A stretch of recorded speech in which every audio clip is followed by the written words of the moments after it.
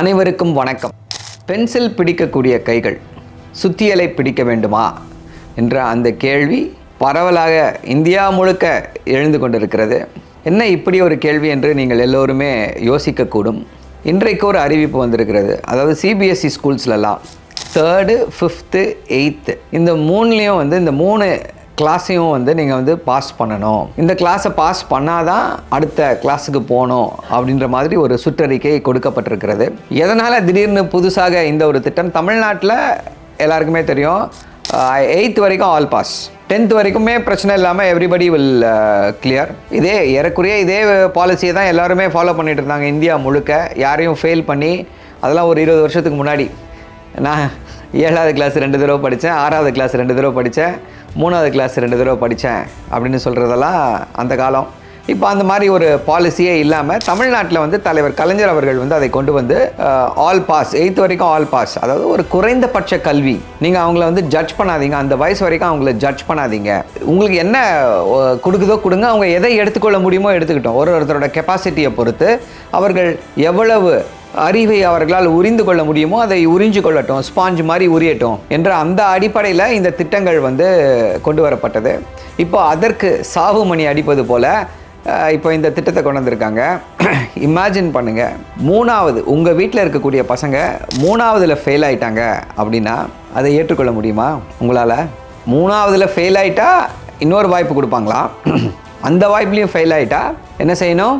Regular ஸ்ட்ரீமில் படிக்காமல் vocational ட்ரைனிங்க்கு போனோம். அந்த சுத்தியலை கொடுக்க சொல்கிறார்கள். ஏன்?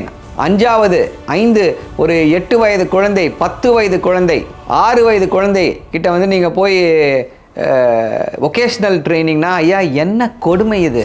10 வயசில் அந்த பிள்ளைக்கு என்ன தெரிஞ்சிடும்? 8 வயசில் என்ன தெரிஞ்சிடும்? படிக்கிறாங்க படிக்கலன்றது செகண்டரி, படிப்பு மட்டுமா முக்கியம்? அங்கே போய் பிள்ளைகளோடு பழகி ஸ்போர்ட்ஸு எவ்வளோ விஷயங்கள் இருக்கே. நம்ம ஸ்கூலுக்கு எதுக்கு அனுப்புகிறோம்? ஒன்று, அறிவு வளர வேண்டும், நல்ல விஷயங்களை கற்றுக்கொள்ள வேண்டும் அப்படின்ற அந்த ஒரு குறிக்கோளோடு பள்ளிக்கு அனுப்புகிறோம். அதையும் தாண்டி 4 பேரோட பழகும் பொழுது அவர்களுக்கு அந்த பகிர்வும் தன்மை வரும், ஷேர் பண்ணிக்கக்கூடிய அந்த ஒரு கெப்பாசிட்டி வரும், சகிப்புத்தன்மை வரும். பலரையும் பார்க்கும் பொழுது பலருடைய பல சமூகத்திலிருந்து வருவாங்க, பல சமூக அந்தஸ்திலிருந்து வருவார்கள், பல மதங்களிலிருந்து வருவார்கள். எல்லாம் ஒன்றா படிக்கும்போது தானே அந்த ஒரு சகிப்புத்தன்மை வரும். அவர்களுடைய பழக்க வழக்கங்களை நாம் அக்செப்ட் பண்ணிக்கக்கூடிய அந்த டாலரன்ஸ் வரும். அதற்காகத்தானே ஐயா பள்ளிக்கு செல்கிறோம், படித்து பட்டம் பெறுறதுக்காக பள்ளிக்கு போகிறோம். அது மட்டுமா பள்ளி கல்வியுடைய நோக்கம்? அப்படித்தான் என்று ஒன்றிய அரசு சொல்லி national education new education policy 2020 இதுதான் ஒரு முக்கியமான கருத்தாக இருந்துச்சு. இதை அப்பொழுதே திமுக எதிர்த்துச்சு. குறிப்பாக அந்த எக்ஸ்பர்ட் கமிட்டி போட்டாங்க. அந்த எக்ஸ்பர்ட் கமிட்டியோடைய ஃபைண்டிங்ஸில் இதை கடுமையாக எதிர்த்தார்கள். நீங்கள் 3வது, 5வது, 8வதுல கட்டாயம் பாஸ் அப்படின்றத ஏற்றுக்கொள்ள முடியாது என்ற அந்த கருத்தை ஆழமாக வைத்தார்கள். ஏன் அப்படின்னா, 3வதுல என்ன படித்து விட முடியும், என்ன எக்ஸாம், அது ஆல்மோஸ்ட் ஒரு பப்ளிக் எக்ஸாம் மாதிரி. பப்ளிக் எக்ஸாம் தான் அது. நீங்கள் பாஸ் ஆகிட்டா அவ்வளோதான். அதற்கு பல காரணங்கள் சொன்னாங்க. அந்த ஸ்கூலில் திருத்த மாட்டாங்க, இன்னொரு ஸ்கூலில் திருத்துவாங்க, இங்கே திருத்துவாங்க, இப்படி பண்ணுவாங்க, அப்படி பண்ணுவாங்கன்னு சொல்லிட்டு. ஸோ இந்த ஒகேஷ்னல் ட்ரைனிங் அப்படின்றதே, அந்த கான்செப்டே பள்ளிக்கூடத்தில் வரக்கூடாது என்பதில் திராவிட முன்னேற்ற கழகம் மிகவும் சரியான முறையில் காய் நகர்த்தியது. இன்றைக்கு பள்ளிக்கல்வித்துறை அமைச்சர் திரு அன்பில் மகேஷ் அவர்கள் ஒரு சிறப்பான ஒரு பேட்டியை கொடுத்துருக்காரு. ஏன் இதை எதிர்க்க வேண்டும்? அதாவது சிபிஎஸ்சி பள்ளிகளில் தான் இப்போ இது நடைமுறையில் வந்திருக்கு. இதை சிபிஎஸ்சி பள்ளிகள் தமிழ்நாடு அரசுடைய கட்டுப்பாட்டில் இல்லை. இருந்தாலும் தமிழ்நாட்டில் இருக்கக்கூடிய மாணவர்கள் இதனால் பாதிக்கப்படுகிறார்கள் என்ற அடிப்படையில் இன்றைக்கி பள்ளிக்கல்வித்துறை அமைச்சர் திரு அன்பில் மகேஷ் இதற்கு கடுமையான எதிர்ப்புகளை பதிவு செய்திருக்கிறார். திமுக அமைத்த அந்த எக்ஸ்பர்ட் கமிட்டியும் இதற்கு எதிராகத்தான் பேசியது. ஸோ இந்த பப்ளிக் எக்ஸாம் 3, 5, 8 பப்ளிக் எக்ஸாமில் 3ல் தப்பிச்சா 5ல் தப்பிச்சா 8ல் கண்டம். இப்படி ஒரு சூழ்நிலை நிலவி கொண்டிருக்கிறது. இதை ஏற்றுக்கொள்ள முடியாது. அதாவது என்ன அப்படின்னா, யார் இப்போ நீங்கள் ஒரு 3வது, 5வது, 8வதுல யார் ஃபெயில் ஆவா? சமூக அந்தஸ்து, பணபலம் எல்லாம் இருக்கக்கூடியவர்கள், அவர்களுடைய பிள்ளைகள் 3வதுல, 5வதுல, 8வதுல ஃபெயில் ஆவாங்களா? அப்படி ஃபெயில் ஆனால் கூட டியூஷன் வச்சு அவங்கள தேத்தி கொண்டு வரக்கூடிய ஒரு கட்டமைப்பு இருக்குது இவங்ககிட்டலாம். ஆனால் விளிம்பு நிலை மக்கள் அவங்களுடைய வாழ்வாதாரமே வந்து ஒரு போராட்டம். அதில் எப்படியாவது தமிழ்நாடு தெரியும் உங்களுக்கு, எல்லாருடைய நோக்கமுமே வந்து ஏதாவது ஒரு சிறந்த பள்ளியில் என்னுடைய மகனையோ மகளையோ படிக்க வைத்து விட வேண்டும். நான் கஷ்டப்பட்டாலும் பரவாயில்ல, கான்வென்ட்டில் என் பையன் படிக்கணும் என்பது தான் இங்கே இருக்கக்கூடிய எல்லாருடைய கனவாக இருக்கிறது. நீங்கள் வந்து ஸ்கூலுக்கு அவ்வளோ செலவு பண்ணி அனுப்புகிறீங்க, ஃபெயில் ஆகிட்டா அவங்க வாழ்வாதாரமே ஒரு சிக்கல். உங்களுடைய பொருளாதார கொள்கையில் யாருமே நல்லா இல்லை நாட்டில். மீண்டும் அப்போ 5ஆவதுனா இவர்களுடைய கவனம் ஃபுல்லாக அங்கே போகணுமா? ஐயா, என்ன கொடுமை இது! யோசித்து பாருங்கள். உங்கள் வீட்டில் 5ஆவது படிக்கிற பையன் 10 வயசு, 3ஆவது படிக்கக்கூடிய சிறுவன் 7 வயது, சிறுமி 7 வயது, 7 வயதில் இருக்கக்கூடியவர்கள் போய் பப்ளிக் எக்ஸாம் எழுதி பாஸ் ஆகணுமா? இது தேவையா இப்படி ஒரு கொள்கை? இதனால் தான் இதை நாம் எதிர்க்கிறோம். ஸோ என்ன இவங்களுடைய நோக்கம்? இது பாஜக RSS கொண்டு வரக்கூடிய திட்டம். இவர்களுடைய நோக்கம் என்ன? RSS உடைய திட்டமே என்னன்னா, எல்லாருக்கும் கல்வி கிடைத்து விடக்கூடாது. படிக்காத ஒரு கூட்டம் இருக்கும் வரைதான் அவர்கள் என்ன சொல்கிறார்களோ அதை கேள்வி கேட்காமல் செயல்படுத்துவார்கள். படித்து இவங்களுக்கு எல்லா விஷயங்களும் தெரிந்து போச்சுன்னா அப்புறம் அவங்க சொல்கிறத வந்து கேள்வி கேட்காமல் ஏற்றுக்கொள்ள மாட்டார்கள். ஏன்?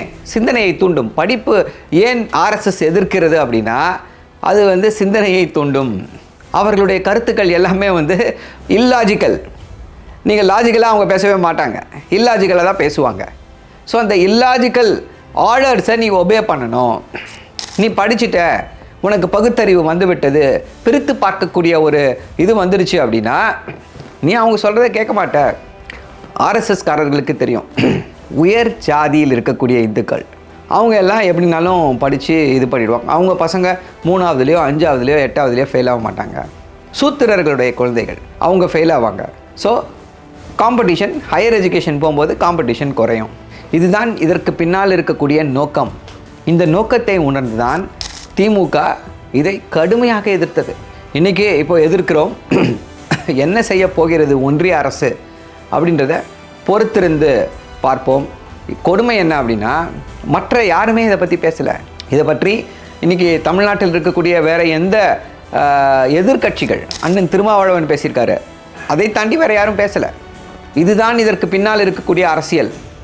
ஏன் இதை எதிர்க்கிறோம் என்றால், மீண்டும் ஒரு முறை சொல்கிறேன், நீங்கள் 3ஆவதுல 5ஆவதுல 8ஆவதுல பப்ளிக் எக்ஸாம் டைப் எக்ஸாமினேஷன்ஸ் அதில் ஃபெயில் ஆகிட்டா திருப்பி ஒரு தடவை ஆப்பர்ச்சுனிட்டி கொடுப்பாங்க உங்கள் குழந்தைக்கு.